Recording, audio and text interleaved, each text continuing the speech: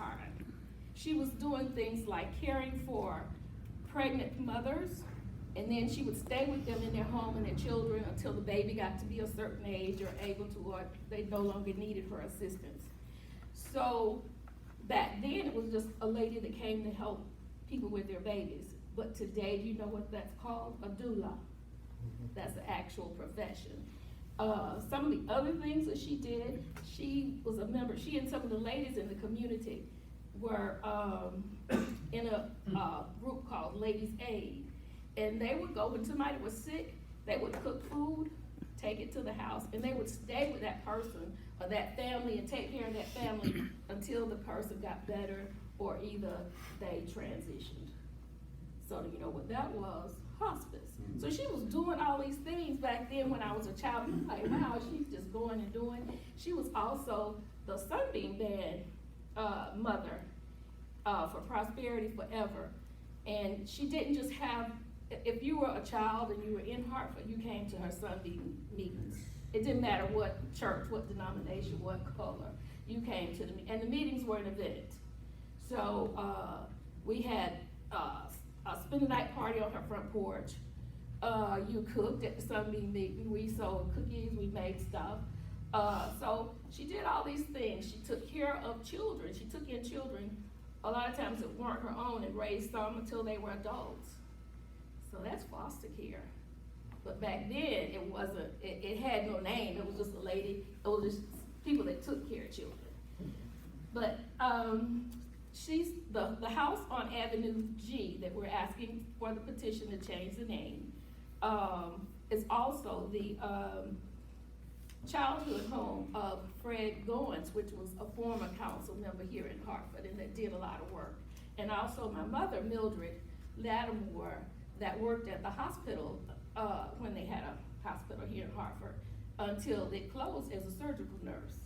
I could go on and on, but I'm gonna let my brother have a few words, and these are all our second line generation of descendants from Tessie Goynes. John Goynes Lattimore is gonna have a word. Again, thank you for affording us the time, the Honorable Mayor, everyone in attendance. You know, I was thinking back, and we sit here and we've done the Pledge of Allegiance, and it just brought a flood of emotions because that's who Tessie Goynes was. United. It did not matter, big, small, black, white, it did not matter. You were afforded, and she drilled it in us from time and time and time again. Every person, there was the value in that person. And it was your job to see it, and it was your job to recognize it. It didn't matter whether we were struggling with demons on the inside that nobody knew but us, or they were bold and beautiful for everybody in the world to see. When she saw you and she addressed you, it was with dignity, respect, and she demanded that from everybody. She did not take a day off. She was a minister. She ministered to everybody. She didn't take the pulpit on Sundays, but she took the pulpit on that porch. She ministered to everybody. People walking in the neighborhood, people that had enjoyed their cocktails, it did not matter. You were welcome and you were wanted because she was preparing us. Little did I know she was preparing me for things ahead. You know, as a child, there's things that you see and there's things that you don't see. But she knew that there was a destiny. So she would tell you to prepare. Boy, get up and get ready. Get ready for what? I don't know. We may be going somewhere. But when you get there, I don't want to be waiting on you. Get up and get ready. Cooking. Boys don't cook. Yes, they do.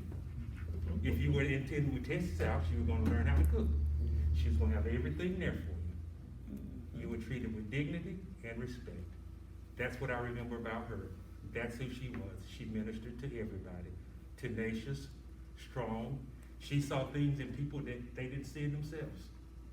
She looked for everybody to aspire to be who they were designed to be, not who they were.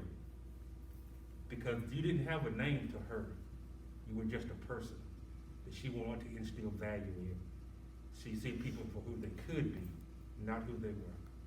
Thank you for your time. Thank you for this moment. Thank you.